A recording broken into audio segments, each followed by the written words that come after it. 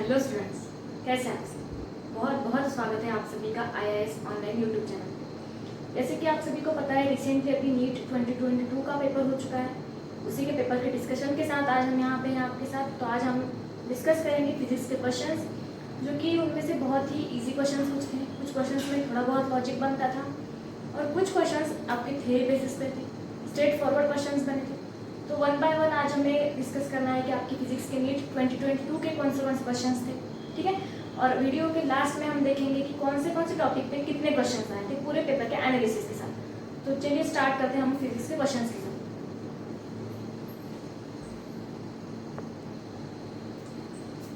तो first question है हमारे पास, हमारे फर्स्ट और बहुत ही इंपॉर्टेंट टॉपिक पे डायमेंशंस, ठीक है। तो क्या है क्वेश्चन, देखते हैं। Dimensions m l t-2 a-2। हमारे पास डायमेंशंस गिवन है m l t-2 a-2 belong to the. अब ये चारों ऑप्शन है आपके पास, एक में से आपको देखना है कि ये डायमेंशंस किस क्वांटिटी के, ठीक है। तो वन बाय वन हमें देखना है कि किस क्वांटिटी के। सबसे पहले हम देखेंगे मैग्नेटिक परमिएबिलिटी। मैग्नेटिक परमिएबिलिटी के लिए हमारे पास फॉर्मूला क्या होता है, F equals to mu not divided by 4 pi into I square L divide by L करेंगे हम, ठीक है। तो यहाँ पे सिंपली क्या हो जाएगा, L आपका कैंसिल हो जाएगा, ठीक है। अब 4 पाई को कहाँ से डायमेंशंस आने लगे, 4 पाई को तो डायमेंशंस नहीं होते, ठीक है। हम क्या करेंगे फिर, हमें म्यू नॉट क्या है, मैग्नेटिक परमिएबिलिटी किसे डिनोट करते हैं हम लोग, म्यू नॉट से डिनोट करते हैं, ठीक है। उसी के लिए हमारे पास फॉर्मूला बन जाएगा F बाय I स्क्वायर बनेगा, ठीक है। इसी के डायमेंशंस क्या निकल के आएंगे, इसी के डायमेंशंस निकल के आएंगे हमारे पास m l t-2 a-। Simply हमारे पास ये डायमेंशंस आ गए, हमने फॉर्मूला से निकाले, हमने मैग्नेटिक परमिएबिलिटी के लिए फॉर्मूला निकाला, उसी के हिसाब से हमने डायमेंशंस निकाले। तो हमारे पास क्या आ गए, m l t-2 a-2, ठीक है। तो ये डायमेंशंस मैच करते हैं इसके साथ, हाँ जी बिल्कुल करते हैं, इसी के साथ तो मैच करेंगे। तो सबसे पहला ही ऑप्शन हमारे पास यहाँ पे निकल के आ गए, जिसके डायमेंशन थे वो है मैग्नेटिक परमिएबिलिटी। अब अगर आपकी अच्छी कमांड है, आपकी डायमेंशंस निकाल लेते, तो आपको पता चल गया कि फर्स्ट ही है जो आपका आंसर है, ठीक है। अगर आप थोड़े बहुत कंफ्यूजिंग है, आपको क्वेश्चन सॉल्व नहीं हो पा रहा है या थोड़ा बहुत डर है किसी चीज है, तो आप क्या करेंगे, वन बाय वन करके सारे ऑप्शंस चेक करेंगे। अगर आपकी कमांड अच्छी है, आपको कंफर्म है, तो आपका आंसर तो यही पे आ गया, ठीक है। तो फर्स्ट क्वेश्चन के लिए आपका आंसर है मैग्नेटिक परमिएबिलिटी। मैग्नेटिक फ्लक्स के लिए क्या आ गया डायमेंशंस, मैग्नेटिक फ्लक्स के लिए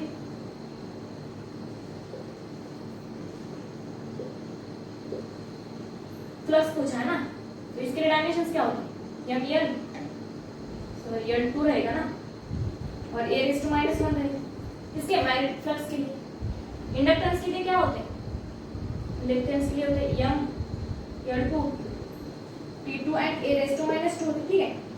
ये होते हैं इंडक्टेंस के लिए। आपका फर्स्ट क्वेश्चन तो आपका यही पे सॉल्व हो गया, आपको आंसर आपका फर्स्ट मिल गया। अगर आपको चाहते हैं आप तो बाकी के क्वेश्चंस रिजेक्ट कर सकते हैं अगर आप कंफर्म नहीं है तो, ठीक है। अब मैग्नेटिक फ्लक्स है, तो हमारे पास L1 है ना, L2 कहाँ है, ये तो ऑप्शन कैंसिल आउट हो जाएगा मैग्नेटिक फ्लक्स का। साथ ही में इंडक्टेंस के लिए T भी कैपिटल है और L के लिए भी 2 डायमेंशंस है, तो ये भी ऑप्शन कैंसिल आउट हो जाएगा। यहाँ पे आपका बन गया आपका ऑप्शन नंबर फर्स्ट है, जो कि है मैग्नेटिक परमिएबिलिटी। उसी के डायमेंशंस आपके करेक्टली मैच कर दिए, ठीक है। तो चलिए चलते हैं हमारे नेक्स्ट क्वेश्चन की तरफ। तो देखते हैं हमारा सेकंड क्वेश्चन, जो कि हमारे पास आपको एक ग्राफ दिया हुआ है, जिसका है आइडियल गैस का। तो चलिए सबसे पहले देखते हैं क्वेश्चन क्या है। एन आइडियल गैस बोला है undergoes 4 different process from the same initial state भी बोला है, शोन इन फिगर बिलो, ठीक है। Those processes are adiabatic, isothermal, isobaric and isochoric.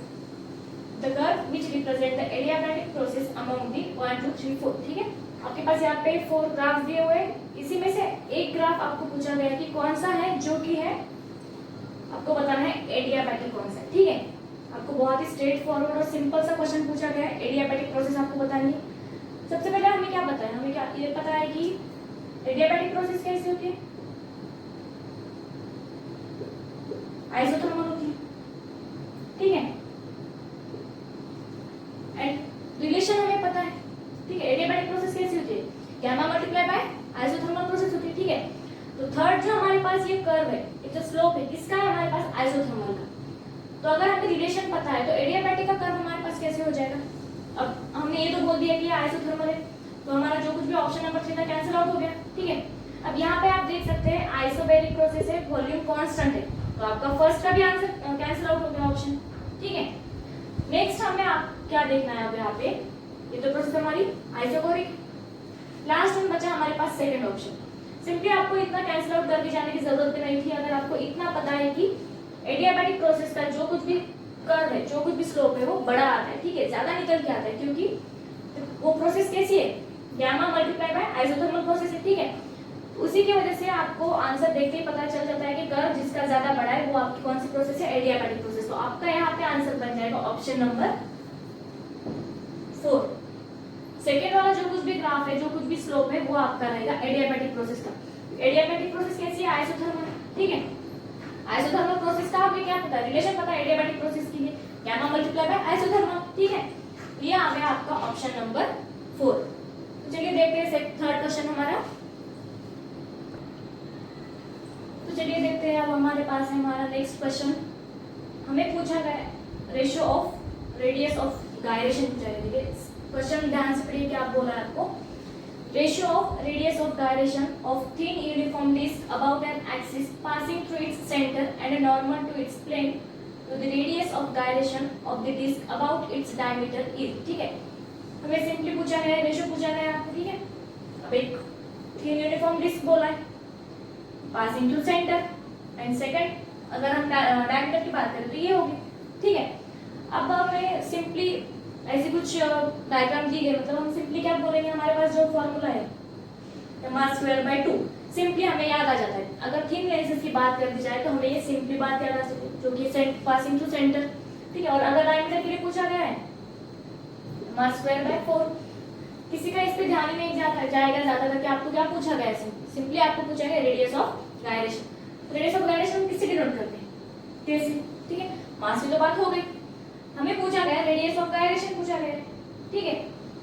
तो इसके लिए हमें रेशियो क्या है, एक तो हमें passing through centre and next one जो है हमें डायमीटर के लिए निकालना है, ठीक है। सिंपली आपको रेशियो मिल जाएगा r/√2 इस टू r/2 आपको रेशियो निकालना पड़ेगा। क्या करेंगे आप, सीधे सीधे कैंसिल आउट कर देंगे, ठीक है। r तो कैंसिल हो गया, 2 भी कैंसिल कर देंगे आपको, ठीक है। तो अब यहाँ पे मिल जाएगा आपको 2:1 का रेशियो, ठीक है। कैसा आपका ऑप्शन नंबर आपका है 4 √2:1। सिंपली आपको अगर डिस्क का क्वेश्चन पूछा गया तो आपने सिंपली देखा यहाँ पे क्या मिल रहा है आपको निकालना है रेडियस ऑफ गायरेशन निकालना है, ठीक है। तो हमने बहुत ही आसान तरीके से निकाला, ठीक है। तो ये है आपका थर्ड क्वेश्चन। तो चलिए स्टार्ट करते हैं अब हमारे फोर्थ क्वेश्चन के साथ। तो ये रहा हमारे पास, देखिए आपका नेक्स्ट क्वेश्चन क्या पूछा गया आपको, the angle between electric lines of force and equipotential surface is. आपको बहुत ही सिंपल और थ्योरेटिकल क्वेश्चन आपको यहाँ पे पूछा गया है। देखो क्या बोला है, angle between electric lines of force. Electric lines of force हम बना देंगे, ठीक है, ये इलेक्ट्रिक लाइंस ऑफ फोर्स, ठीक है। तो क्या होता है, हमें पता है इलेक्ट्रिक लाइंस ऑफ फोर्स जिस डायरेक्शन में हम बना रहे हैं उसमें वो क्या होगी, डिक्रीज होगी। तो पोटेंशियल मैक्सिमम कहाँ पे रहेगा, जो लाइन इसको परपेंडिकुलर करेगी, ठीक है।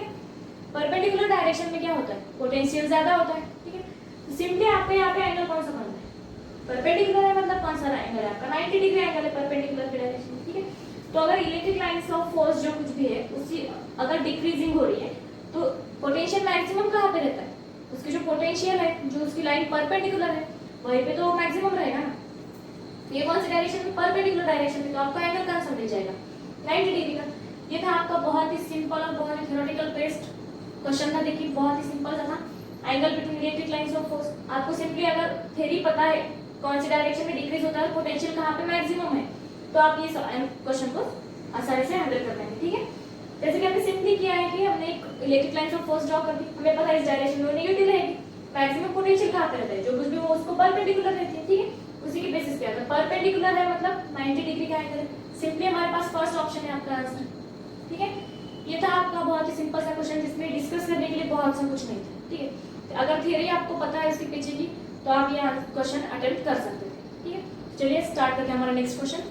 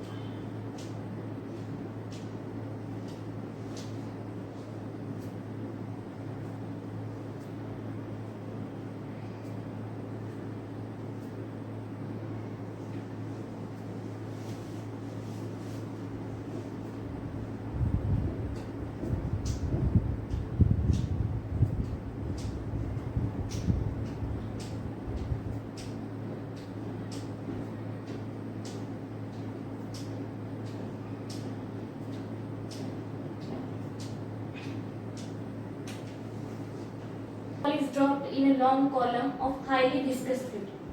आपको बोला गया highly viscous fluid. The curve in the graph shown which represent the speed of ball as a function of time t. आपको वेलोसिटी वर्सेस टाइम का एक ग्राफ गिवन है, ठीक है. इसमें आपको क्या बोला, एक बॉल ड्रॉप किया गया, किसमें, हाईली विस्कस फ्लूइड बोला गया, ठीक है. अगर एक बॉल ड्रॉप किया है, अगर एंड हाईली विस्कस है, ठीक है, हाईली विस्कस फ्लूइड में,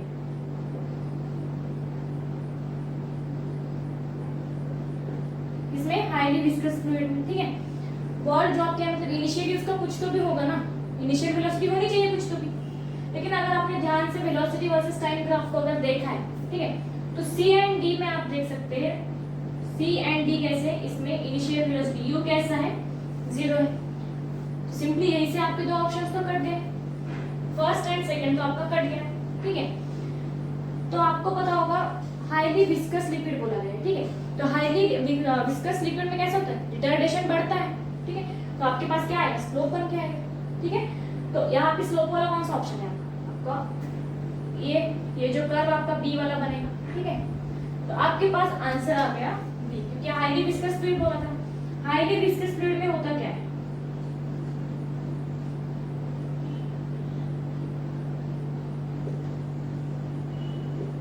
रिटार्डेशन ज्यादा होता है, ठीक है.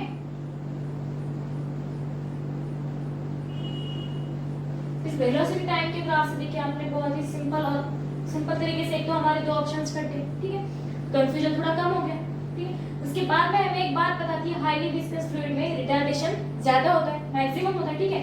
तो रिटार्डेशन मैक्सिमम होने की वजह से क्या हो, हमारे पास हमारा राइट आंसर आपको मिल गया, ऑप्शन डी मिल गया, जो कि था बी कर्व, ठीक है. चलिए देखते हैं हमारा नेक्स्ट क्वेश्चन. चलिए देखते हैं नेक्स्ट क्वेश्चन हमारा. तो हमारे पास नेक्स्ट क्वेश्चन है, देखिए, the angular speed of flywheel moving with uniform angular acceleration changes from 1200 RPM to 3120 RPM. आपको उसके लिए टाइम दिया हुआ है 16 सेकंड, ठीक है. The angular acceleration in radian पर सेकंड इज. सिंपली आपको ध्यान से क्वेश्चन को देखना है, क्या बोल रहा है क्वेश्चन. आपको लास्ट में बोला गया आपको निकालना क्या है, एंगुलर एक्सीलरेशन, ठीक है. एंगुलर एक्सीलरेशन के लिए फॉर्मूला होता है हमारे पास, ठीक है. एंगुलर एक्सीलरेशन अल्फा निकालना है. कैसे निकालना है, कैसे निकालेंगे हम लोग एंगुलर एक्सीलरेशन. सबसे पहले तो हम लोग क्या करेंगे, हम चेंज इन वेलोसिटी देखेंगे, एंगुलर वेलोसिटी. उसके लिए हम लोग चेंज इन वेलोसिटी निकालेंगे, तो उसके लिए हम लोग निकालेंगे 3120 माइनस 1200 गिवन टाइम. हमारे पास देखिए फॉर्मूला होता है यहाँ पे alpha equals to change in angular velocity per unit time होता है, ठीक है. इसी फॉर्मूले हम लोग पुट अप करके वैल्यू निकालेंगे. तो चेंज इन एंगुलर वेलोसिटी हमें निकालने के लिए क्या करना पड़ेगा, आपके पास कितने आरपीएम दिए हुए हैं, उसमें से माइनस कर दीजिए, 3120 माइनस 1200. इसके लिए टाइम आपको दिया हुआ था 16 सेकंड्स था, ठीक है. अब आपको एंगुलर एक्सीलरेशन पूछा किसमें, रेडियन पर सेकंड स्क्वायर में पूछा. सिंपली आपको यहाँ पे एक कन्वर्जन करना पड़ेगा, आपको यहाँ पे मल्टीप्लाई करना पड़ेगा 2 पाई डिवाइडेड बाय 60. तो मिनट में कितने सर्कल्स होते हैं, 2 पाई होते हैं, ठीक है. कितनी साइकिल होती है, 2 पाई, ठीक है. एंड लास्ट में हमारे पास सेकंड में करने के लिए 60, एक मिनट में 60 सेकंड्स, ठीक है. ये आप इसको निकालेंगे सॉल्व करके, तो इतना आएगा आपके पास. देखिए यहाँ पे आपके पास कुछ आएगा, इतना आएगा कुछ, ठीक है. डिवाइड बाय 16 रहेगा, ये आपका मल्टीप्लाई बाय 2 पाई 60, ठीक है. ये आपका 0 0 कैंसिल आउट हो गया, ठीक है. यहाँ पे आप सिंपली जब सॉल्व करेंगे ओवरऑल टर्म को, तो आपको कितना मिल जाएगा, 64 पाई डिवाइडेड बाय 16 मिल जाएगा, ठीक है. ये कितना आएगा आपके पास, 4 पाई. ये क्या निकालना हमने, एंगुलर एक्सीलरेशन. हमने पूछा क्या था, एंगुलर एक्सीलरेशन कितने किसमें पूछा था, रेडियन पर सेकंड स्क्वायर में पूछा था. यहाँ पे हमने कन्वर्जन कर दिया था 2 पाई डिवाइडेड बाय 60 से. ये सिंपली फॉर्मूला था, डायरेक्ट फॉर्मूले की मदद से हमने निकाल लिया एंगुलर एक्सीलरेशन. तो हमारे पास ऑप्शन आ गया हमारा डी, फोर्थ वन, 4 पाई आ गया हमारा आंसर, ठीक है. चलिए देखते हैं नेक्स्ट क्वेश्चन हमारा. देखिए ये हमारा नेक्स्ट क्वेश्चन है. तो हमारे नेक्स्ट क्वेश्चन में पूछा गया है, हमें बोला गया है कि the Young's double slit experiment, student observe 8 fringes, ठीक है. यंग्स डबल स्लिट एक्सपेरिमेंट है, उसमें स्टूडेंट ने 8 फ्रिंजेस ऑब्जर्व किए. in a certain segment of screen when a wavelength of light of 600 nanometre. कब की थी? जब उस लाइट मोनोक्रोमेटिक लाइट की वेवलेंथ कितनी थी? 600 नैनोमीटर वेवलेंथ। ठीक है, तो उसी वेवलेंथ को उन्होंने क्या कर दिया, वेवलेंथ चेंज कर दी गई और बाद में पूछा कि आपको उस वेवलेंथ को चेंज करके आपको पूछा गया है जबकि हम वेवलेंथ चेंज करके 400 नैनोमीटर कर देंगे तब हमारे पास नंबर ऑफ फ्रिंजेस कितनी आएंगी। ठीक है, तो सिंपली आपको क्या पूछा गया है? लेंथ पूछा है। कब पूछा गया? जब हम वेवलेंथ चेंज करेंगे, लैम्डा क्या करेंगे? चेंज करेंगे। ठीक है, तो सिंपली देखिए, मान लीजिएगा एक एक्सपेरिमेंट का एरिया है, तो स्टूडेंट ने क्या किया, टोटल 8 फ्रिंजेस ऑब्जर्व की सेम रीजन में। ठीक है, कब की? जबकि उनकी वेवलेंथ कितनी थी स्लाइड की? 600 नैनोमीटर थी। अगर उसी वेवलेंथ को हम चेंज करके 400 नैनोमीटर कर देंगे तब स्टूडेंट कितनी फ्रिंजेस ऑब्जर्व करेंगे ये हमें निकालना है। ठीक है, तो अगर आपको एक फॉर्मूला पता है y equals to n lambda capital D by small d। ठीक है, ये आपको यंग्स डबल स्लिट का एक फॉर्मूला पता है। ठीक है, तो इसीलिए आप इसमें क्या है, आपको क्वेश्चन में पूछा गया, अगर आपने ध्यान से क्वेश्चन पढ़ा है तो आपको बोल दिया गया है कि D में तो चेंजेस नहीं है, रीजन भी सेम है, सेम रीजन है। ठीक है, सेम रीजन है, तो हमें क्या निकालना है? नंबर ऑफ फ्रिंजेस निकालना है। कब निकालना है? जब हम वेवलेंथ को चेंज करेंगे। तो चलिए देखते हैं, हमारे पास जो कुछ भी गिवन डाटा है वो उसी के हिसाब से हम निकालेंगे। n इनटू लैम्डा है। ठीक है, स्टार्टिंग में उन्होंने क्या किया, 8 फ्रिंजेस ऑब्जर्व की। कब की? जबकि उसकी वेवलेंथ कितनी थी? 600 नैनोमीटर थी। ठीक है, अब हमें क्या निकालना है? हमें निकालना है नंबर ऑफ फ्रिंजेस। कब निकालनी है? जब हम उसकी वेवलेंथ चेंज करके 400 नैनोमीटर कर देंगे। ठीक है, 400 नैनोमीटर वेवलेंथ कर देंगे। ठीक है, सिंपली आप इसको कैलकुलेट करिए, ये 2 जीरो कट गए इसी के साथ, 4 ने काटा इसको। ठीक है, कितना आ रहा है?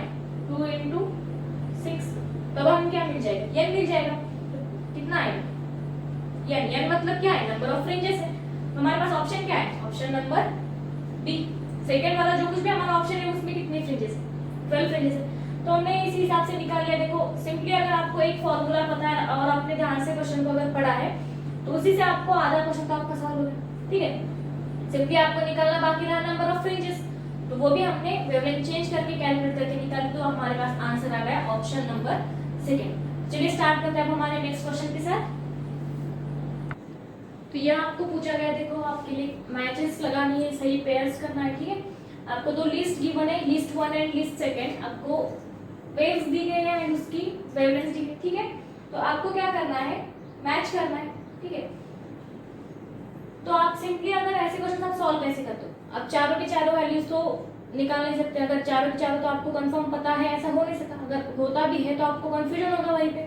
ठीक है, तो सबसे पहले आप किस हिसाब से निकालेंगे? अब मैंने यहाँ पे देखा था, देखो लिस्ट सेकंड में जो कुछ भी 10 टू द पावर -10 मीटर दिया हुआ है, ये नियरली इक्वल होता है 1 एंगस्ट्रॉम यूनिट। ठीक है, एंड वेवलेंथ 1 एंगस्ट्रॉम यूनिट किसकी होती है? एक्स-रे की होती है। ठीक है, तो यहाँ पे 4 जो कुछ भी नंबर है आपका, 4 पे है आपका एक्स-रे। मुझे इतना पता था कि 10 to the power minus metre कितना होता है? नियरली इक्वल्स टू 1 एंगस्ट्रॉम होता है, एंड 1 एंगस्ट्रॉम इसकी वेवलेंथ है, एक्स-रे की वेवलेंथ है। तो यहाँ पे मुझे इस हिसाब से ऑप्शन नंबर फर्स्ट के हिसाब से मुझे क्या मिल गया कि लिस्ट फर्स्ट में से जो कुछ भी 4 है उसकी पेयर किसके साथ होगी? फर्स्ट के साथ। तो मैं यहाँ पे ऑप्शन में ढूंढ लूंगी मुझे ऐसा कौन सा मिलता है, 4 के लिए ऑप्शन फर्स्ट।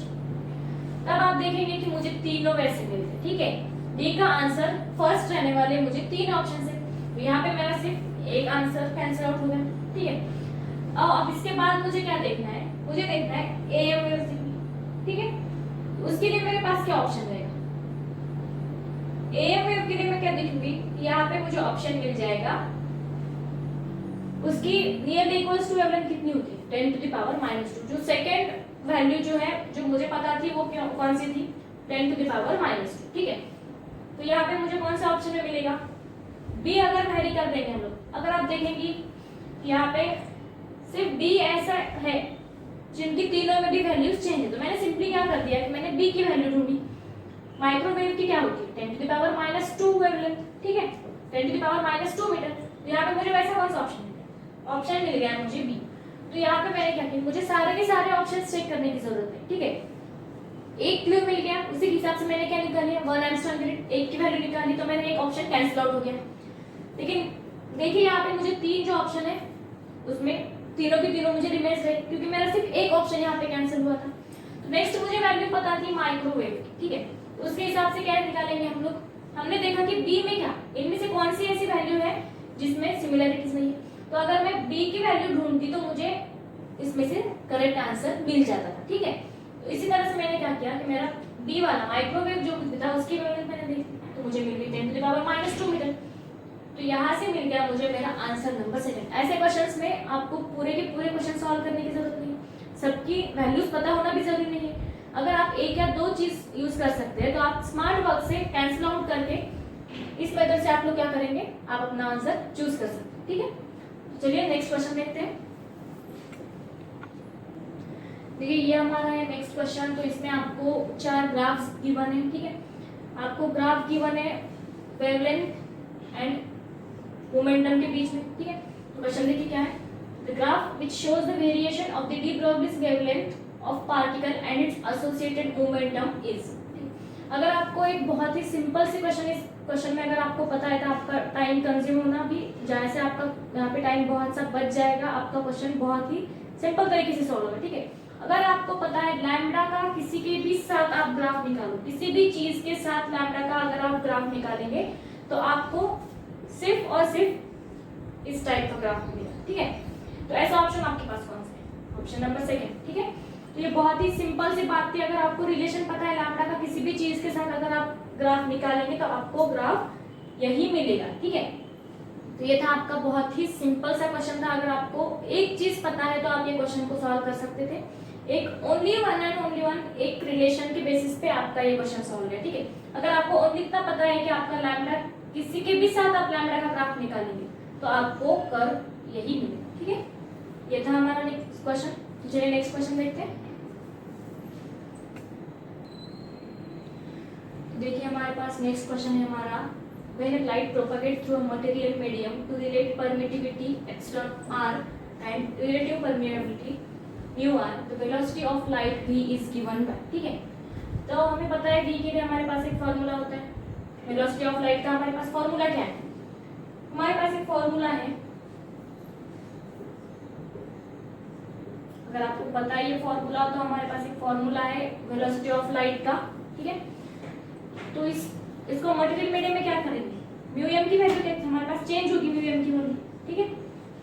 म्यू एम हमें क्या मिल जाएगा, mu naught into mu M, and epsilon का हमें क्या वैल्यू मिल जाएगा, एप्सिलॉन हमारे पास बनेगा epsilon naught into epsilon R, ठीक है। अगर हम वेलोसिटी देखेंगे मटेरियल मीडियम में तो हमारे पास ये वैल्यू आएगी, हमारे पास mu M and epsilon R की वैल्यू से चेंज होगी, ठीक है। तो अगर पता है आपको under root of mu naught into epsilon naught क्या बनेगा, सी बनेगा, हो जाएगा ऊपर, तो ये बनेगा C under root of mu M into epsilon R, ठीक है। तो आपके पास ऑप्शन है, देखिए यहाँ पे इससे रिलेट करने वाला ऑप्शन सेकंड, ठीक है। आपके पास यहाँ पे ऑप्शन क्या रहेगा, आपका सेकंड रहेगा, म्यू एम इनटू सॉरी यहाँ पे म्यू आर, ठीक है। मिस्टेक हो गई यहाँ पे, रिलेटिव पूछा है ना आपको, मीडियम में पूछा है, ठीक है। तो आपके लिए ऑप्शन बनेगा आपका ऑप्शन नंबर 2, वेलोसिटी की आपके पास वैल्यू आ गई v equals to c upon under root of epsilon r into mu r, ठीक है। तो चलते हैं चलिए हमारे नेक्स्ट क्वेश्चन की तरफ।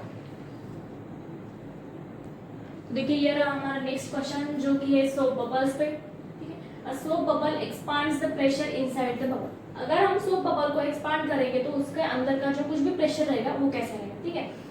मान लीजिए एक सोप बबल है, उसकी साइज इनिशियली है, उसको हम एक्सपांड करेंगे, एक्सपांड करेंगे मतलब सिंपली हम क्या कर रहे हैं, उसकी जो कुछ भी रेडियस है हम क्या करेंगे, रेडियस इंक्रीज करेंगे सोप बबल की, ठीक है।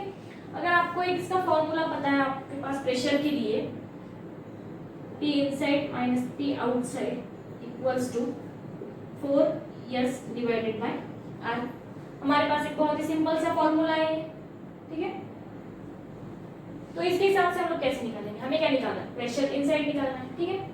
तो हम लोग क्या करेंगे, 4s divided by r minus pressure outside निकालेंगे। अगर हम उसकी साइज इंक्रीज कर रहे हैं, उसको एक्सपांड कर रहे हैं, मतलब हम लोग क्या करेंगे, उसकी रेडियस जो कुछ भी है उसकी हम इंक्रीज करेंगे।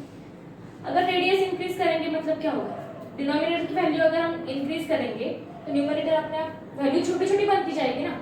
जैसे तो इसमें इसी रिलेशन से जैसे हम न्यूमरेटर अगर रेडियस बढ़ाते जाएंगे मतलब न्यूमरेटर की वैल्यू बढ़ती जा रही है, तो ये वैल्यू क्या बनेगी, छोटी बनेगी। साइज क्या होगा, उसके अंदर का प्रेशर कैसा होगा, फिर आपके पास ऑप्शन नंबर क्या है, थर्ड ऑप्शन नंबर है। सिंपली लॉजिकली ये देखिए, लॉजिकली नहीं, अगर आपके पास ये फॉर्मूला है तो आपको पता चल जाएगा, लेकिन आपको इतनी सी बात अगर बताए न्यूमरेटर की वैल्यू हम बढ़ा देंगे तो न्यूमरेटर जो कुछ भी वो वैल्यू आएगी तो हमारे पास कितनी आएगी, छोटी वैल्यू आएगी। तो क्या होगा, उसके अंदर का जो कुछ भी प्रेशर है, इनसाइड का प्रेशर जो कुछ भी है वो क्या होगा, डिक्रीज होगा। चलिए देखते हैं नेक्स्ट क्वेश्चन। देखिए ये आपका है next question. A body of mass 60 gram experiences a gravitational force of 3 Newton when placed a particular point, the magnitude of the gravitational field intensity at point is. तो आपको यहाँ पे निकालना है ग्रेविटेशनल फील्ड इंटेंसिटी क्या होता है, आई। हमारे पास फॉर्मूला क्या है आई निकालने के लिए, F/m, ठीक है। तो हमारे पास F कितना है, 3 न्यूटन है, मास कितना है 60 ग्राम है, इसको हम कन्वर्ट कर देंगे तो मल्टीप्लाई करेंगे 10 टू द पावर -3 से, ठीक है। इसको हम फर्दर जब सॉल्व करते जाएंगे तो हमें मिल जाएगा 100 × 10 डिवाइडेड बाय 50 आएगा, ठीक है। तो आपके पास कितना आएगा, सॉल्व करेंगे तो आपको मिल जाएगा 50 न्यूटन पर केजी। आप अगर इसको केजी में कन्वर्ट करके निकालेंगे, बहुत ही सिंपल सा था। अगर आपको ग्रेविटेशनल फील्ड इंटेंसिटी एंड यहाँ पे आपको कन्वर्जन क्या करना है अगर पता रहा तो आप बहुत ही आसानी से क्वेश्चन सॉल्व करेंगे। तो आपके पास आंसर क्या है, ऑप्शन नंबर डी क्या है, 50 न्यूटन पर केजी, ठीक है। चलिए नेक्स्ट क्वेश्चन देखते हैं। देखिए आपको एक न्यूक्लियर रिएक्शन गिवन है आपके नेक्स्ट क्वेश्चन में, उसमें आपको क्या पूछा है, what is the element x पूछा है, ठीक है। आपको पता है ये बीटा प्लस डीके है, ठीक है। तो बीटा प्लस डीके में क्या होता है, कंडीशन क्या होती है, एटॉमिक मास सेम रहता है, चेंज नहीं होता है, कैसा होता है, सेम होता है। तो एलिमेंट में कितना है 22 है, तो सिंपली आपके यहाँ पे ये दो ऑप्शन तो कट हो गए, ठीक है। तो इसके बाद में बीटा प्लस डीके मतलब क्या, एक माइनस होगा, ठीक है। एक माइनस होगा मतलब तो आपकी वैल्यू क्या आएगी, 10 आएगी। तो ये 12 भी कैंसिल होगा, 11 में से 1 माइनस करेंगे तो क्या आएगा, 10 आएगा। तो बीटा प्लस डीके में आपको पता होना चाहिए कि एटॉमिक जो कुछ भी मास रहेगा उसका वो सेम रहेगा, उसी के बेसिस पे आपके यहाँ पे दो ऑप्शंस कैंसिल आउट हो गए एंड बीटा प्लस डीके है तो क्या हुआ 1 माइनस हुआ, तो आपको आपका आंसर मिल गया ऑप्शन नंबर फर्स्ट मिल गया, ठीक है। तो देखेंगे नेक्स्ट क्वेश्चन। देखिए नेक्स्ट क्वेश्चन है हमारे पास, a light ray pass on a glass surface of refractive index √3, क्या ये बना है, √3 गिवन है, ठीक है। At an angle of 60 degree, आपको एंगल 60 डिग्री पूछा गया, बताया गया है। The angle between reflected and reflected rays would be. अब एक सरफेस है मान लीजिए, ठीक है, एक इनिशियल रे है, रिफ्लेक्ट कर रही है, ठीक है, रिफ्लेक्ट कर रही है, तो वही सेम रे रिफ्लेक्ट करेगी ना। तो इसके बीच में का जो रिलेशन होता है, जो हमें क्या पता है, क्या होता है, परपेंडिकुलर होते हैं। रिफ्लेक्टेड एंड रिफ्रैक्टेड रेज कैसे होती है, परपेंडिकुलर। परपेंडिकुलर है मतलब सिंपली आपका एंगल कितना है 90 डिग्री। बहुत ही सिंपल सा क्वेश्चन था ये भी आपका, ठीक है। ये तो आपके रिफ्लेक्टेड एंड रिफ्लेक्टेड रेज के बीच में जो कुछ भी रिलेशन है उसी पे डिपेंड था। तो देखते हैं हमारा नेक्स्ट क्वेश्चन।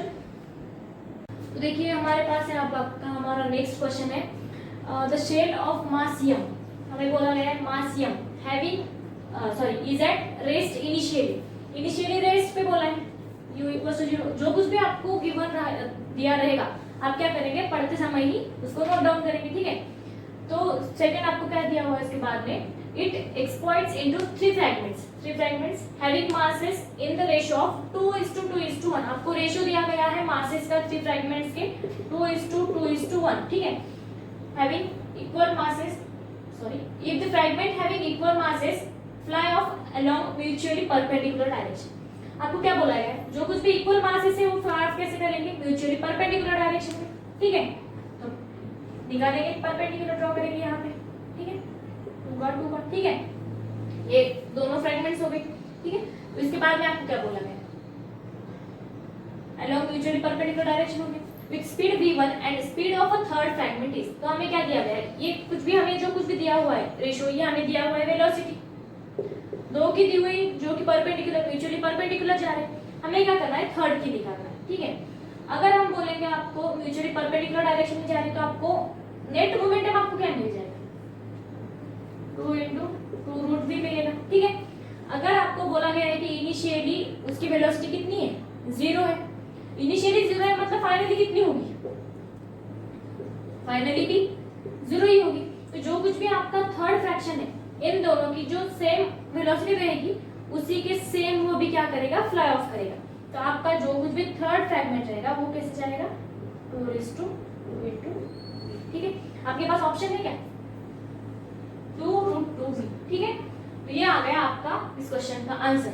आपको सिंपली इतना ही बोला गया था, आपको अपने अगर नेट निकाला और इनिशियल एंड फाइनल मोमेंटम की आपने अगर बात की वेलोसिटी की, तब उसके हिसाब से ही आप ये क्वेश्चन सॉल्व कर सकते हैं। ठीक है, चलिए देखते हैं हमारा नेक्स्ट क्वेश्चन।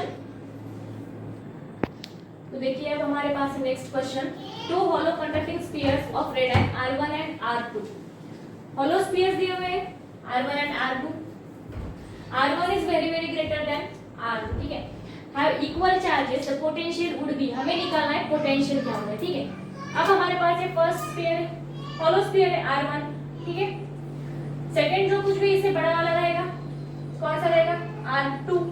इनकी रेडियस कैसी है, ग्रेटर देन। ठीक है, तो क्या करेंगे हम लोग, सेम चार्जेस दोनों पे भी डिस्ट्रीब्यूट करेंगे, Q1 इस पे भी Q1 चार्ज अप्लाई करेंगे। लेकिन हमें एक बात पता है, अगर ये सेंटर के करीब रहेंगे, छोटा जो कुछ भी स्फीयर है वो अगर सेंटर के करीब रहेगा मतलब क्या होगा, उस पे पोटेंशियल ज्यादा रहेगा। ठीक है, बड़े के कंपेयर में न्यूक्लियस के पास में जो कोई भी रहेगा उसकी क्या रहेगी, उसकी पोटेंशियल ज्यादा रहेगी। तो हमारे पास ऑप्शन है क्या, मोर ऑन स्मॉलर स्फीयर।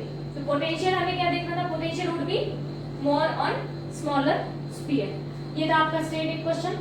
देखते हैं हमारा, चलिए next question.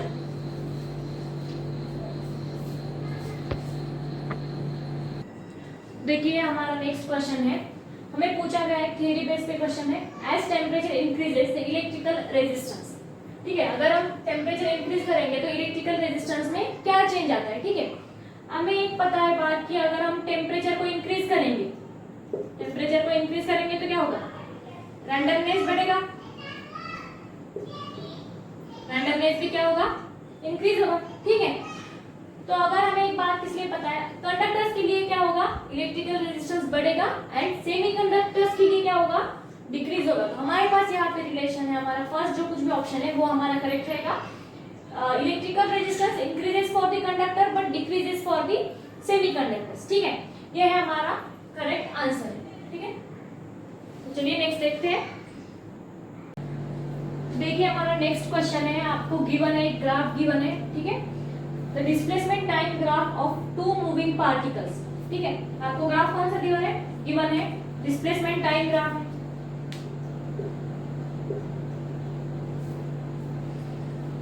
of 2 moving particles makes an angle of 30 degree and 45 degree with x axis shown in figure।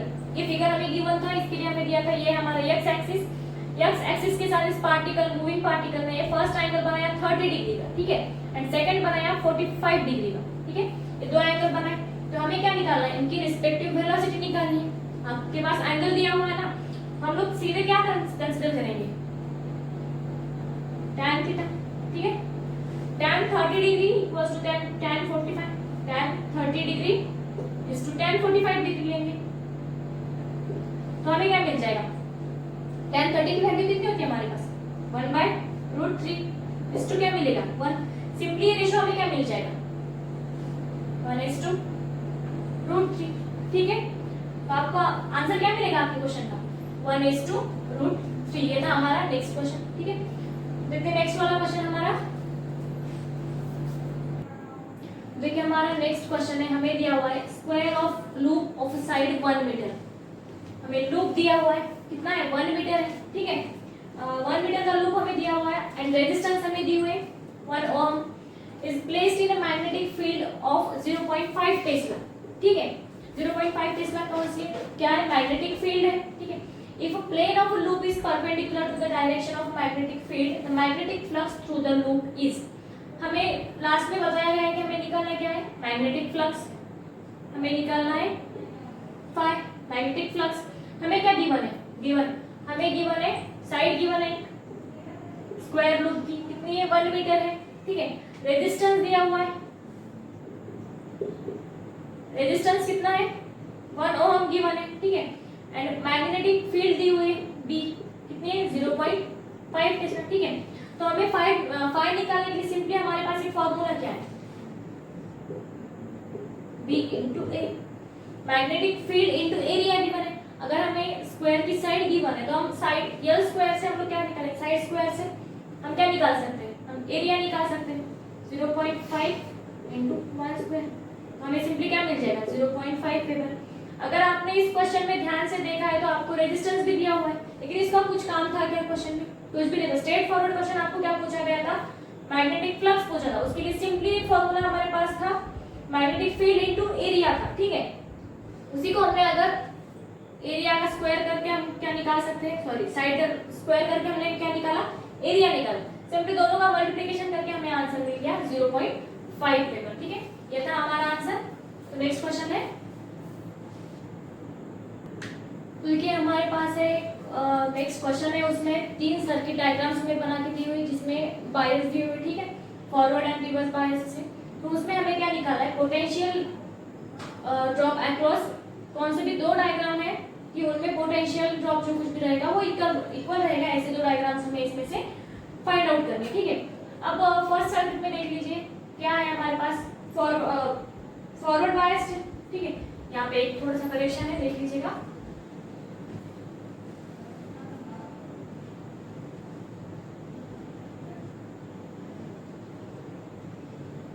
इस तरह से आपका सर्किट, ठीक है, ये फॉरवर्ड बायस्ड है, फॉरवर्ड बायस्ड है, इसमें यहाँ पे भी आपको दिखा होगा कहीं पे भी रेजिस्टर नहीं है, तो क्या होगा, जो कुछ भी पोटेंशियल यहाँ पे रहेगा वो हाफ हाफ डिस्ट्रीब्यूटेड रहेगा दोनों और बायसेस में, ठीक है, ये तो है फॉरवर्ड बायस। अब ये है देखो यहाँ पे PN है फॉरवर्ड, बड़ी लूप से जॉइंटेड है, और ये है बैकवर्ड। यहाँ पे क्या रहेगा, पोटेंशियल ड्रॉप कैसा रहेगा, नहीं रहेगा, ठीक है। तो ये हमारे पास है रिवर्स फॉरवर्ड बायस का और एक फिगर। तो सिंपली हम यहाँ से देख सकते हैं फर्स्ट एंड लास्ट, मतलब A एंड C जो कोई भी सर्किट रहेगा उनमें पोटेंशियल ड्रॉप कैसा रहेगा, सेम रहेगा, दोनों फॉरवर्ड बायस्ड है एंड इनमें क्या है, पोटेंशियल ड्रॉप सेम रहेगा, ठीक है, ये था एक क्वेश्चन। तो नेक्स्ट देखते हैं, तो देखिए हमारे पास नेक्स्ट क्वेश्चन है, an electric lift with maximum load of 2000 kg, ठीक है, कितना है 2000 kg है, ठीक है, ये है लिफ्ट प्लस पैसेंजर, ठीक है, is moving with a constant speed of 1.5 metre per second, ठीक है, 1.5 मीटर पर सेकंड हमें उसकी स्पीड दी हुई है। The frictional force opposing the motion is 3000 Newton, ठीक है, हमें दिया हुआ है फ्रिक्शनल फोर्स इसके साथ में। तो maximum power delivered by motor to the lift in watt is, हमें निकालना है पावर, ठीक है, पावर निकालना है। अगर हमें 2000 kg दिया हुआ है ना लिफ्ट का वेट, ये हो जाएगा 20000, ठीक है, 20000 हो गया। साथ ही में हमें अपोजिंग फ्रिक्शनल फोर्स दिया हुआ था, वो कितना था 3000 था, टोटल हमारे पास ये कितना आ गया 23000 बन गया, ठीक है, 23000 हमारे पास ये फ्रिक्शनल बन गया। तो हमें क्या निकालना है, मैक्सिमम पावर निकालना है, ठीक है। तो हम पावर कैसे निकालते हैं, हमारे पास पावर के लिए फॉर्मूला है P equals to F into V, P equals to F into V। तो फोर्स तो हमारे पास आ गया है 23000, ठीक है, 1.5 मीटर पर सेकंड हमारे पास स्पीड गिवन है। हम इसको कैसे निकालेंगे, 1.5 को हम क्या लिख सकते हैं, हम इसको क्या करेंगे 3/2 से मल्टीप्लाई करेंगे, ठीक है। तो आपको क्या मिल जाएगा आंसर, अगर आप इसको सॉल्व करेंगे तो आपको सिंपली आंसर मिल जाएगा 34500 के करीब, जो कि वो आपका ऑप्शन है, ठीक है, जो कि आपका ऑप्शन, आपका आंसर क्या रहेगा 34500 आपका ऑप्शन है, ठीक है। हमें नेक्स्ट देखना है, तो नेक्स्ट क्वेश्चन में क्या है हमारे पास है, टू रेजिस्टेंस गिवन है of resistance 100 ohm and 200 ohm. First तो गिवन है 100 ओम का एंड सेकंड है 200 ओम का, ठीक है, ये पैरेलली कनेक्टेड है, पैरेलली कनेक्टेड है तो हमारे पास P1/P2, सिंपल सा हमारे पास एक रेशियो रहेगा P1/P2। तो इसी के रेजिस्टेंस कैसे रहते हैं, इनवर्सली रहते हैं, R2/R1 रहेंगे। तो इसको हम क्या करेंगे 200 डिवाइडेड बाय 100 कर देंगे, रेजिस्टेंस हमारे पास गिवन है 100 एंड 200, ठीक है। तो ये क्या मिल जाएगा हमें रेशियो 2:1, तो आपका ऑप्शन रहेगा 2:1, ठीक है। तो नेक्स्ट देखते हैं। अब हमारे पास नेक्स्ट क्वेश्चन है, देखिए the energy that will be ideally radiated by 100 kilowatt, कितना गिवन है एनर्जी, पावर मतलब, ठीक है। एनर्जी गिवन है 100 kilowatt transmitter in 1 hour is, ठीक है। तो हमारे पास फॉर्मूला क्या है, सबसे पहले तो हमारे पास एक पावर का फॉर्मूला है, देखिए एनर्जी अपॉन टाइम, ठीक है। हमारे पास 100 किलोवाट गिवन है, मतलब क्या पावर ही तो गिवन है, किलोवाट में है। हम लोग क्या करेंगे 100 × 10⁻³ लेंगे, इसका कन्वर्जन कर देंगे हम सिंपलेस्ट फॉर्म में, ठीक है। इक्वल्स टू एनर्जी गिवन है हमारे पास, सॉरी एनर्जी हमें निकालना है एंड टाइम हमारे पास गिवन है 1 आवर, तो 1 आवर को हमें सेकंड्स में लिखना पड़ेगा, 60 × 60, 60 मिनट का 60 में कन्वर्ट करेंगे 60 सेकंड्स में, ठीक है। तो हमारे पास ये क्या मिल जाएगा 36 3600, ठीक है। तो ये मिल जाएगा 36 × 10⁴ 10⁻³ ये आता 3 इक्वल्स टू हमें मिल जाएगा एनर्जी, ये क्या मिलेगा 36 × 10⁻⁷, हमें क्या मिल रहा है एनर्जी, ठीक है। हमारे पास ऑप्शन, हमारे पास है ऑप्शन नंबर 3 जूल है, ठीक है। नेक्स्ट है हमारे पास एक स्ट्रेट फॉरवर्ड क्वेश्चन है, simply plane angle and solid angle है। जब हम स्टार्टिंग में फर्स्ट यूनिट पढ़ते हैं हमारा यूनिट एंड डायमेंशन, तब हम यूनिट एंड डायमेंशन निकालना सीखते हैं, तब हमें दो एंगल्स की बातें करते हैं कि एक प्लेन एंगल है, दूसरा है सॉलिड एंगल।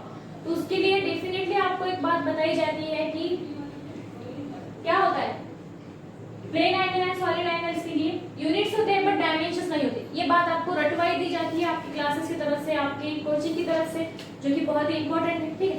जब भी आप स्टार्ट करेंगे यूनिट्स एंड डायमेंशंस पढ़ना, तो आपको आएगी ये दो बातें, plane angle and solid angle, जिसको आपको स्टार्टिंग में ही बता दिया जाता है कि उसको यूनिट्स है बट डायमेंशंस नहीं है। ऐसा ऑप्शन है क्या हमारे पास, have unit but no dimensions, आ गया हमारा ऑप्शन नंबर 3, ठीक है। नेक्स्ट क्वेश्चन देखते हैं। देखिए अब हमारे पास है नेक्स्ट क्वेश्चन हमारा, in half wave rectifier if the input frequency is 60 hertz then the output frequency would be. आपको क्या बताया गया है, एक हाफ वेव रेक्टिफायर है, हमारे पास इनपुट फ्रीक्वेंसी है 60 हर्ट्ज की, ठीक है, 60 हर्ट्ज की इनपुट फ्रीक्वेंसी है। हमें पता है ऑसिलेशन होती है, ठीक है, ऐसे एक 1 साइकिल यहाँ पे कंप्लीट हो रही है। इसी को क्या करेंगे हम लोग, इसको पास करेंगे हाफ वेव रेक्टिफायर से, हाफ वेव रेक्टिफायर से पास करेंगे, तब क्या होता है, हमें क्या मिलता है, हमारी एक साइकिल किस डायरेक्शन में कंप्लीट होती है, यहाँ से चल के ऐसे फिर से, ठीक है। ये जो लूप बन रहा था, दो लूप्स का क्या बन रहा था, हमारे पास एक वेव कंप्लीट हुई, लेकिन यहाँ पे हमारे पास एक ही हो रही है। नीचे का जो कुछ भी पोर्शन था यहाँ पे माइनस हो गया हमारे इसमें, ठीक है। तो इसमें कुछ चेंज आएगा क्या, तो फ्रीक्वेंसी में यहाँ पे चेंज नहीं आएगा, तो हमें क्या मिलेगा, जो कुछ भी हमारी इनपुट फ्रीक्वेंसी रहेगी वही हमारी आउटपुट फ्रीक्वेंसी रहेगी, ठीक है। इनपुट फ्रीक्वेंसी जो कुछ भी है वही हमारी क्या है, आउटपुट फ्रीक्वेंसी। तो इसमें आपका आंसर क्या रहेगा, आपका आंसर रहेगा 60 हर्ट्ज, ठीक है। ये कुछ भी जो कुछ भी आपका गिवन इनपुट फ्रीक्वेंसी था वही सेम आपका क्या है, आउटपुट फ्रीक्वेंसी, ठीक है। तो नेक्स्ट हमारे पास एक क्वेश्चन है, देखिए the peak voltage of AC source is equal to, आपको पूछा है पीक वोल्टेज पूछा है of AC source is equal to. अगर आपको यहाँ पे एक फॉर्मूला पता है, उस फॉर्मूले के हिसाब से आप रिलेशन निकालेंगे और आपका आंसर यहाँ पे मिल जाएगा आपको, ठीक है। आपको अगर पता है हमारे पास एक आरएमएस का फॉर्मूला है, RMS equals to peak voltage divided by 2। लेकिन हमने एक सिंपल सा याद रखा हुआ रहता है, जो भी स्ट्रेट फॉरवर्ड हमें दिया हुआ फॉर्मूला है वही हम याद रखते हैं, RMS equals to peak voltage divided by 2। Simply हड़बड़ाहट में हम लोग क्या करेंगे, वहां पे जाके आंसर अपना क्या करेंगे 1/2 ऑफ आरएमएस कर देंगे, ठीक है। लेकिन ये ऑप्शन आपका गलत है, क्योंकि हमें पूछा क्या है, हमें पूछा है पीक वोल्टेज, पूछा है पीक वोल्टेज है। अगर हमें पीक वोल्टेज निकालना है हम क्या करेंगे, ये 2 इधर जाएगा तो मल्टीप्लिकेशन में जाएगा, 2 टाइम्स ऑफ आरएमएस। तो हमारा ऑप्शन क्या है, हमारा ऑप्शन बन जाएगा √2 टाइम्स ऑफ आरएमएस, ठीक है। हमारे पास ऑप्शन है हमारा √2 टाइम्स ऑफ आरएमएस। हमारे पास यहाँ पे रूट रहेगा, √2 रहेगा, पीक वोल्टेज डिवाइडेड बाय √2 है हमारा फॉर्मूला रहेगा। तो √2 यहाँ पे मल्टीप्लिकेशन में गया तो हमें क्या मिलेगा, √2 टाइम्स आरएमएस। क्लियर है हमारा यहाँ पे आंसर, ठीक है। तो नेक्स्ट देखते हैं। ओके, नेक्स्ट है हमारे पास a ball is projected with velocity 10 metre per second. हमें वेलोसिटी गिवन है 10 metre per second at an angle of 60 degree. साथ ही हमें दिया हुआ है एंगल 60 डिग्री। ठीक है, हमारे पास क्या है, u गिवन है 10 metre per second and next हमारे पास गिवन है थीटा 60 डिग्री। ठीक है, with the vertical direction. Vertical direction बोला है, जब भी हम ग्राफ्स निकालते हैं हम लोग क्या करते हैं, हम ज्यादातर हमें हॉरिजॉन्टल दिए हुए रहते हैं तो हम क्या करेंगे, हॉरिजॉन्टल कंसीडर कर देंगे। लेकिन हमें यहाँ पे क्वेश्चन में दिया हुआ है कि वर्टिकल डायरेक्शन दिया हुआ है। ठीक है, its speed at highest point of its trajectory will be. ठीक है, हम लोग यहाँ पे ड्रॉ करेंगे पहले एक ग्राफ। ठीक है, तो हमें क्या गिवन है, बॉल का एंगल हमें गिवन है 60 डिग्री। ठीक है, हम लोग ऐसे डाल देंगे, हमें किस डायरेक्शन में दिया हुआ है, वर्टिकल डायरेक्शन में, तो ये रहा हमारा 60 डिग्री। हमें ट्रैजेक्टरी बोला है, ट्रैजेक्टरी बोला है, सही है। अगर हमने वर्टिकल एंगल ये कंसीडर करा, मतलब हमें जो गिवन एंगल है, तो इसके हिसाब से हमारा कॉस क्या बन जाएगा, ये हमारा कॉस थीटा बनेगा। और ये जो कोई भी ये हॉरिजॉन्टल रहेगा, ये क्या रहेगा, साइन थीटा रहेगा।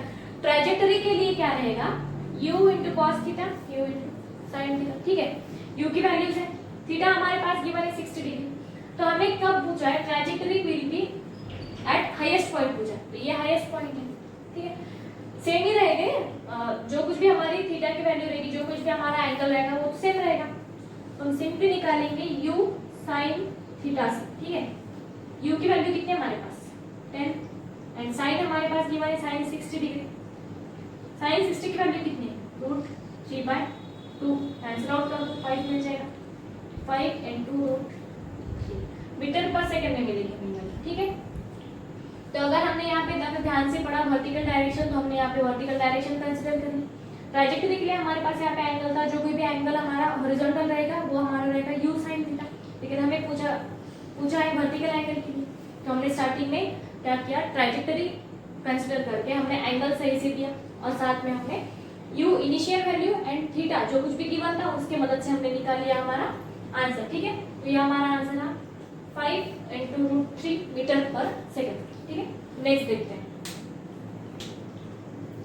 ठीक है, तो आइए देखते हैं हमारा अब हमारा नेक्स्ट क्वेश्चन है, 2 point charges plus q and minus q are placed at a distance l as shown in figure. ठीक है, तब हमें क्या देखना है, हमारे पास दो चार्जेस गिवन है, एक तो माइनस q है एंड सेकंड वन है प्लस q, दोनों के बीच में का डिस्टेंस है l। ठीक है, दो चार्जेस गिवन है मतलब क्या, हमने डायपोल का जब हम पढ़ते हैं तब हमने देखा हुआ होता है कि दो पॉइंट्स होते हैं, उनको एक तो परपेंडिकुलर देखिए, पैरेलल देखिए, हम लोग क्या करते हैं पॉइंट से ज्वाइन करते हैं, तो वो क्या होते हैं, डायपोल होते हैं। सिंपली यहाँ पे भी तो दो पॉइंट्स है, प्लस क्यू चार्ज है माइनस क्यू चार्ज है, ज्वाइन किया हुआ है कुछ डिस्टेंस है, तो ये भी क्या है, डायपोल है। ठीक है, डायपोल के लिए हमारे पास एक फॉर्मूला होता है, देखिए डायपोल में E = 1/r³। ठीक है, 1/r³ का हमारे पास एक रिलेशन है, तो इसी के हिसाब से हम लोग क्या निकालेंगे, इसी रिलेशन से हमें मिल गया 1/r³ रेशियो। तो हमारा आंसर क्या बनेगा यहाँ पर 1/r³, ये आपका आंसर। ठीक है, नेक्स्ट हमारे पास गिवन क्वेश्चन है, न्यूक्लियाई ऑफ मास नंबर 189। एक न्यूक्लियाई है 189 मास नंबर का, जो कि स्प्लिट्स हुआ है दो मासेस में, डिफरेंट मासेस में, एक तो है 125 एंड अनदर है 64। The ratio of radius of daughter nuclei respectively is, हमें एक दिया हुआ है 189 का, इसको हमने स्प्लिट्स किया दो डिफरेंट में, एक की साइज बड़ी बनाएंगे तो आपको समझ में आएगा जल्दी से। ये था 125 का, उसका मास एंड ये है 64 मास। अगर आप यहाँ से देखेंगे साइज बड़ी, मासेस बड़े हैं मतलब क्या, मास ज्यादा है मतलब साइज बड़ी होगी। डे टू डे लाइफ में आप कंपेयर करके देख लीजिएगा, अगर साइज बड़ी है मतलब क्या होगा, मास ज्यादा है मतलब क्या, साइज ऑब्वियसली बड़ा रहेगा उसका। तो इसी हिसाब से हम लोग लॉजिकली देखेंगे, अगर साइज बड़ा है तो उसका रेडियस बड़ा, मास ज्यादा रहेगा तो साइज बड़ा रहेगा, साइज बड़ा रहा मतलब रेडियस बड़ी है। फर्स्ट वन, यहाँ से हम लोग दो ऑप्शंस कैंसिल कर सकते हैं, third one and fourth one, क्योंकि फर्स्ट की जो साइज है हमें छोटी छोटी गिवन है। ठीक है, हमने ये कैंसिल आउट कर दिया। अब आती है हमारे पास बारी कि हमें देखना है ये दो ऑप्शंस, क्योंकि दो में का हमें आंसर निकालना है। ठीक है, अब हमारे पास एक रिलेशन होता है, देखो रेडियस का r = r0 a⁻⁴ मासेस के लिए थर्ड पावर हम लोग यूज करते हैं हम जब मासेस निकालते हैं। ठीक है, तो अब हमें क्या निकालना है, 125 का थर्ड पावर रेशो है मतलब इस टू में आएगा। 64 का भी सेम करेंगे हम लोग, 1/3 करेंगे। तो इसको सिंपली सॉल्व करने के लिए हम लोग क्या करेंगे, 5 cube raise to 1/3 is to 4 का क्यूब इज टू 1/3। 3 कैंसिल हुआ, आपको सिंपली रेशो क्या मिल गया, 5:4। किसका रेशो है ये, रेडियस का है। दो डिफरेंट डॉटर न्यूक्लियाई जो कुछ भी स्प्लिट्स करके हमें मिली थी उसका रेशो हमें मिल गया 5:4। तो हमारा ऑप्शन नंबर ए रहा। ठीक है, तो नेक्स्ट क्वेश्चन देखते हैं। देखिए एक और क्वेश्चन आ गया हमारे पास है जो कि ये यूनिट एंड डायमेंशन पे डिपेंड है। यहाँ पे हमें क्या करना है, चारों की डायमेंशंस हमें दिए हुए, तो हमें क्या करना है, पेयर्स मैच करनी है। लिस्ट 1 से लिस्ट सेकंड में हमें क्या करना है, मैच करना है। ठीक है, तो अब हम यहाँ पे क्या करेंगे, ऑप्शन कैंसिल आउट करते हुए जाएंगे। ठीक है, हमें यहाँ पे भी ऑप्शन कैंसिल आउट करना है। सबसे पहले मुझे क्या पता है, ग्रेविटेशनल पोटेंशियल एनर्जी पता है क्या होती है। ठीक है, ग्रेविटेशनल पोटेंशियल एनर्जी को एज अ वर्क के डायमेंशन के साथ हम कंपेयर करके याद रख सकते हैं। ठीक है, तो मुझे उसके डायमेंशंस क्या मिल जाएंगे, m1 l2 t-2। ठीक है, अब वर्क के साथ देखे जाएंगे तो m1 l2 t-2। तो इसके आंसर्स मुझे ऑप्शन 4 मिल गया। ठीक है, ये तो हो गया। अब लास्ट वन देखिए, ग्रेविटेशनल इंटेंसिटी। आपको क्या देखना है, ग्रेविटेशनल इंटेंसिटी। आपका जो कुछ भी एक रहेगा, आपका यहाँ पे ऑप्शंस जो है वो क्या रहेंगे, कैंसिल आउट होंगे। ठीक है, यहाँ पे हमारे पास देखिए ऑप्शंस थे, फर्स्ट ए के लिए सेकंड, बी के लिए था फोर्थ, सी के लिए थर्ड एंड डी के लिए था फर्स्ट ऑप्शन। ठीक है, ये था हमारा फर्स्ट ऑप्शन नंबर। सेकंड के लिए हमारे पास था ए के लिए आंसर 4, बी के लिए सेकंड, सी के लिए फर्स्ट एंड डी के लिए था third. Okay, and third option था हमारे पास ए के लिए सेकंड ऑप्शन, बी के लिए फर्स्ट, सी के लिए फोर्थ एंड डी के लिए था थर्ड। एंड फोर्थ ऑप्शन था हमारे पास ए के लिए सेकंड, बी के लिए था फोर्थ, सी के लिए था फर्स्ट एंड डी के लिए था थर्ड। ठीक है, तो यहाँ पे देख लीजिए मैंने सेकंड के डायमेंशन यहाँ पे निकाल दिए, तो मुझे क्या मिल गया, बी के लिए आंसर मिल गया ऑप्शन नंबर 4। ठीक है, तो यहाँ से क्या हुआ, मेरे पास दो ऑप्शंस कट गए, सेकंड एंड थर्ड कट गया, क्योंकि बी के लिए मुझे आंसर 4 था। ठीक है, तो अब दोनों में से मुझे क्या करना है, एक को करेक्ट चूज करना है। हम इसी तरह से जाएंगे, मैक्सिमम क्वेश्चन जो ऐसे आएंगे उसके लिए हम कैंसिल आउट करके जाएंगे, क्योंकि ज्यादातर इसके जम्बलिंग होने के चांसेस रहते हैं। ठीक है, अब लास्ट में मुझे ग्रेविटेशनल इंटेंसिटी पता है। ग्रेविटेशनल इंटेंसिटी क्या है, जी, वो क्या होता है, 9.8 मीटर पर सेकेंड वाली। ठीक है, मीटर पर सेकेंड। तो इसके लिए मुझे क्या आएंगे डायमेंशंस, इसके लिए मुझे डायमेंशंस आएंगे T-1, जो कि है ऑप्शन नंबर थर्ड। ठीक है, तो डी के लिए मुझे आंसर मिल जाएगा 3। तो इन दोनों ऑप्शंस में किसमें है, इसमें, तो मुझे आंसर मिल गया मेरा 4।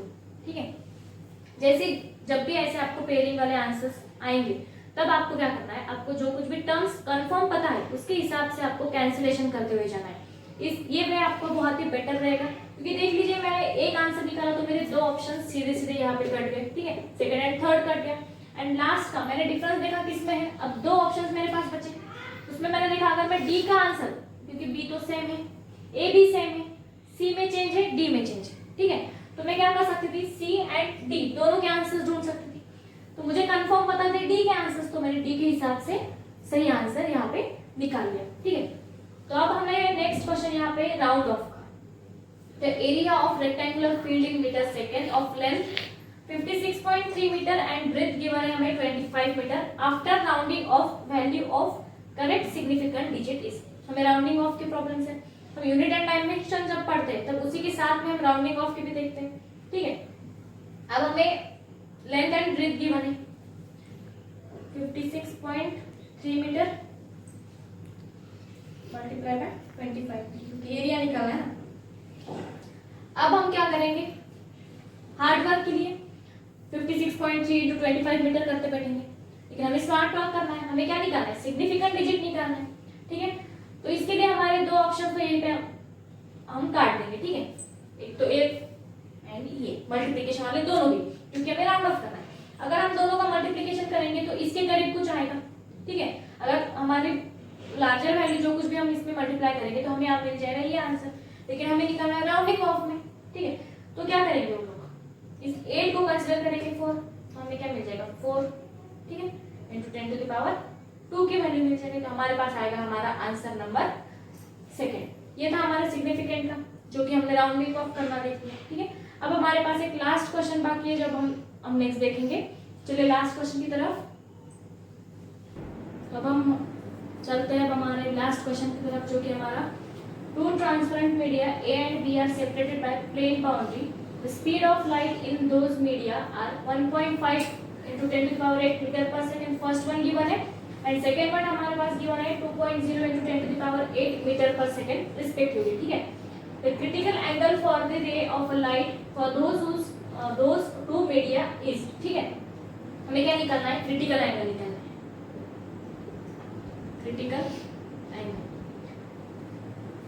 रिफ्रैक्टिव इंडेक्स कितना होता है? 90 डिग्री का होता है जब हम क्रिटिकल एंगल्स देखते हैं। एंड जब हम रेयर टू डेंसर जाएंगे तब हम क्या कर सकते हैं? क्रिटिकल एंगल निकाल सकते हैं। ठीक है, तो हम यहाँ पे क्या करेंगे? हमारे पास रिफ्रैक्टिव इंडेक्स के लिए क्या होता है? म्यू का एक फॉर्मूला होता है जो होता है c/v होता है। ठीक है, तो हमारे पास c क्या पता है? हमें c जो पता है वो कितनी है हमारे पास? 3 into 10 to the power 8, 3 into 10 to the power 8। And हमारे पास यहाँ पे गिवन क्या वेलोसिटी गिवन है हमारे पास? 1.5 into 10 to the power 8। ये कितना मिल जाएगा? 2 मिल जाएगा। ठीक है, फॉर सेकेंड मीडियम हम निकालेंगे c/3 into 10 to the power 8 and denominator में आएगा 2.0 into 10 to the power 8। इसकी वैल्यू हमें कितनी मिल जाएगी? हमें ये वैल्यू मिल जाएगी 1.5। ठीक है, हमें यहाँ पे क्या निकालना है? क्रिटिकल एंगल्स निकालने हैं। तो हम लोग यहाँ पे क्या करेंगे? साइन तो हमें पता है कितना होता है क्रिटिकल एंगल्स के लिए, रिफ्रैक्टिव इंडेक्स 90 डिग्री होता है। ठीक है, एंड साइन होती है वैल्यू, हमारे पास फॉर्मूला होता है। ठीक है, अगर आपको पता है कि हमारे पास म्यू साइन थीटा का एक फॉर्मूला होता है, तब हम यहाँ पे क्या निकालेंगे? 2 साइन 90 डिग्री लेंगे इज इक्वल टू करेंगे हम लोग 1.5 साइन ऑफ 90 डिग्री लेंगे। ठीक है, सही है, एंगल्स की वैल्यू पुट कर दी हमने। तो हमारे पास यहाँ पे क्या वैल्यू आ जाएगी? 2 क्या आएगा? इसको हम 3/2 लिख सकते हैं, 1.5। ठीक है, 1.5 को कितना लिखेंगे हम? 3/2 लिखेंगे। तो ये होल हमें क्या मिल जाएगा? 2 एंड 3/2 रहेगा ना, तो ये हमें क्या मिल जाएगा? टोटल 3/4 मिलेगा। एंड ये 3/4 वैल्यू किसकी? ये वैल्यू हमारे साइन इनवर्स ऑफ 0.750 की वैल्यू है। ठीक है, साइन 90 तो 1 है ना, तो हमने 2 एंड 1.5 को 3/2 पुट अप कर दिया, तो हमें टोटल वैल्यू यहाँ पे मिल गई 3/4, जो कि वैल्यू किसकी है? Sine inverse of 0.750। ठीक है, ये था हमारा लास्ट क्वेश्चन जो हमने सॉल्व किया। ठीक है, इसी के साथ में हमने हमारे नीट क्वेश्चन पेपर 2022 के पेपर का डिस्कशन हमने कर लिया। अब हम देखते हैं हमारे पास कुछ पेपर के एनालिसिस करने के बाद हमें पता चला था कि हमें कौन से टॉपिक से कितने क्वेश्चंस मिले थे। ठीक है, तो हम लोग देखते हैं कि एक बार ओवरऑल हम देख लेंगे कि हमें कौन से टॉपिक से कितने क्वेश्चंस मिले। ठीक है, देखिए रिपीटेड डायमेंशंस वाले टॉपिक पे हमने 3 से 4 क्वेश्चंस हमने कर लिए। ठीक है, एक तो जो लिस्ट वाला था जिसमें हमने पेयर्स मैच करनी थी, एक तो सबसे फर्स्ट क्वेश्चन हमने डायमेंशन का देखा था वो भी, एंड राउंड ऑफ का करना था वो भी। ठीक है, हमने वो तो 3 देखी। ठीक है, हम लोग देखते हैं कि हमें कौन से टॉपिक से कितने ओवरऑल हमें क्वेश्चंस मिले। ठीक है, हमने थर्मोडायनामिक्स के ऊपर के 2 क्वेश्चन सॉल्व कर दिए। पूरे पेपर के एनालिसिस के बाद मैं आपको एक नंबर ऑफ क्वेश्चंस बता रही हूँ कि कौन से टॉपिक में से कितने क्वेश्चंस आए थे। ठीक है, तो थर्मोडायनामिक्स से हमें मिले थे 2 क्वेश्चंस मिले थे, ऑप्टिक्स से हमें मिले थे 4 क्वेश्चंस। ठीक है, इलेक्ट्रोमैग्नेटिक्स से हमें मिले थे 4 क्वेश्चंस, वेव ऑप्टिक्स का एक था। ठीक है, फ्लूइड पे हमने 2 क्वेश्चंस देख लिए, मैग्नेटिज्म पे हमें मिले थे 2 क्वेश्चंस। ठीक है,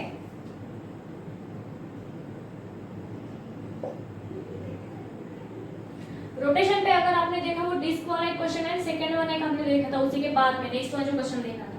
ठीक है, तो हमें रोटेशन में मिल गए थे, रोटेशनल मोशन के 2 क्वेश्चंस मिले थे। ठीक है, इसके बाद में हमें ईएम वेव के 2 क्वेश्चंस मिले थे, एक एटम न्यूक्लियाई, एटम पे एक क्वेश्चन मिला था हमें। नेक्स्ट हमें मिला था न्यूक्लियाई पे 2 क्वेश्चंस, ठीक है। साथ ही में हमने देखे थे, देखो ग्रेविटेशन पे एक क्वेश्चन देखा था,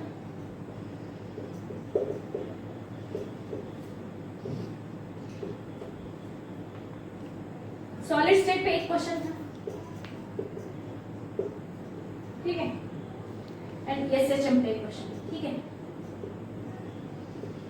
ये कुछ एनालिसिस करने के बाद जो मुझे क्वेश्चंस फाइंड आउट हुए थे कि कौन से टॉपिक से कितने क्वेश्चंस आए थे, उसका एक सिंपली आपके सामने एक फॉर्मेट रखा गया है कि कौन से टॉपिक में से कितने क्वेश्चंस आपके नीट के लिए आए थे, ठीक है। वीडियो देखने के लिए आपका बहुत बहुत धन्यवाद। अगर आपको वीडियो बहुत अच्छी लगती है, पसंद आती है तो लाइक करिए, कमेंट करिए, चैनल को सब्सक्राइब करिए and thank you so much for watching this video.